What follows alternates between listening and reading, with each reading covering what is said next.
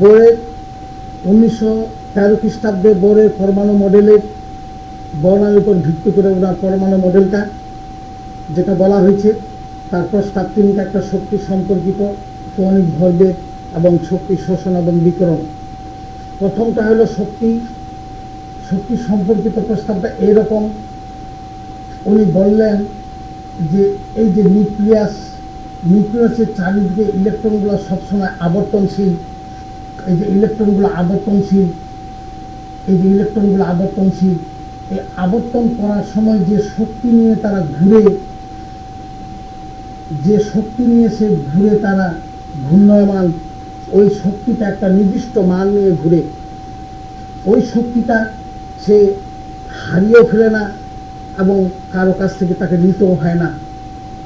অর্থাৎ একটা নির্দিষ্ট শক্তি নিয়ে ঘুরে বিভিন্ন স্তরে, এবং এই শক্তিটা নির্দিষ্ট, এই শক্তিটা শোষণও হয় না, আবার বিকিরণ হয় না, অর্থাৎ নষ্ট হয় না, আবার কারো কাছে নিতেও হয় না।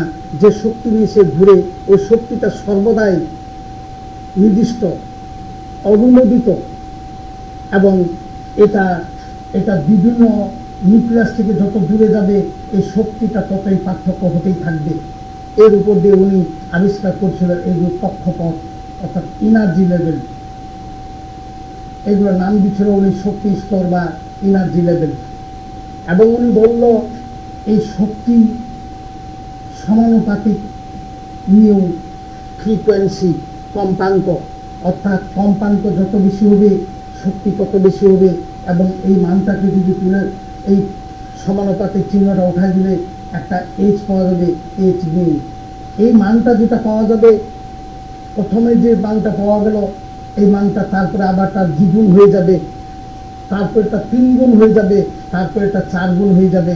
অর্থাৎ N1 একটা কক্ষপথ, N2 আরেকটা কক্ষপথ, N3 আরেকটা কক্ষপথ, N4 ইত্যাদি কক্ষপথ। তার মানে প্রথম কক্ষপথ, দ্বিতীয় কক্ষপথ, তৃতীয় কক্ষপথ, চতুর্থ কক্ষপথ। অর্থাৎ প্রথম কক্ষপথে কে, তারপরটা ইংরেজি বড় হাতের কে, তারপর এল, ইংরেজি বড় হাতের এন এবং এন ইত্যাদি শক্তি স্তরগুলি আবিষ্কার করল। এবং সেটা উনি দেখালেন এই E is equal to NH mu, অর্থাৎ E divided by H mu is equal to N। অর্থাৎ এই যে এই N এর মানগুলো পাওয়া যাবে, প্রথমে যে মানটা পাওয়া যাবে প্রথম শক্তি স্তর, এর যেটা আলাদা হবে সেটা দ্বিতীয় শক্তি স্তর। এইভাবে প্রথম, দ্বিতীয়, তৃতীয় ইত্যাদি শক্তি স্তর সম্পর্কে উনি ধারণা দিল। অর্থাৎ নিউক্লিয়াসের কাছে যেটা থাকবে সেটা একটা শক্তি স্তর N1, অর্থাৎ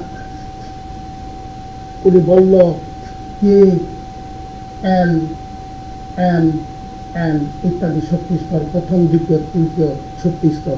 এবং ওই শক্তি স্তর ইলেকট্রনের ধারণ ক্ষমতা 2n², অর্থাৎ n এর মান 1 হইলে 2 × 1 স্কোয়ার, অর্থাৎ প্রথম শক্তি স্তরে 2টি ইলেকট্রন, তারপর দ্বিতীয় শক্তি স্তরে স্কোয়ার, দ্যাট ইজ 8টি, তারপরে 2 × 3 স্কোয়ার, অর্থাৎ 18টি, এইভাবে 2 × 4 স্কোয়ার, তারপরে 32 ইত্যাদি। অর্থাৎ প্রথম শক্তি স্তরে ইলেকট্রন বহন করার ক্যাপাসিটি মাত্র 2টা, দ্বিতীয় শক্তি স্তরে ইলেকট্রন ক্যারি করবে, ইলেকট্রন ঘুরবে 8টি, তারপরে 18টি, তারপরে 32টি। এরপরে আরো অনেক কথা আছে যেটা কোয়ান্টাম সংখ্যাকে বলা হবে।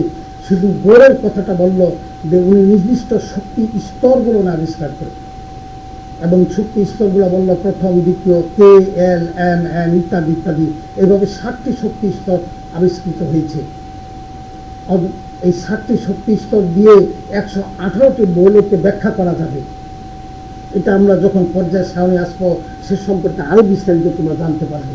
যাই হোক, আগেই বলেছি তোমাদের বিস্তারিত জানার কোনো উপায় নাই, তোমরা শুধু একটু ধারণে তোমাদেরকে পরীক্ষার জন্য প্রস্তুতি হতে হবে।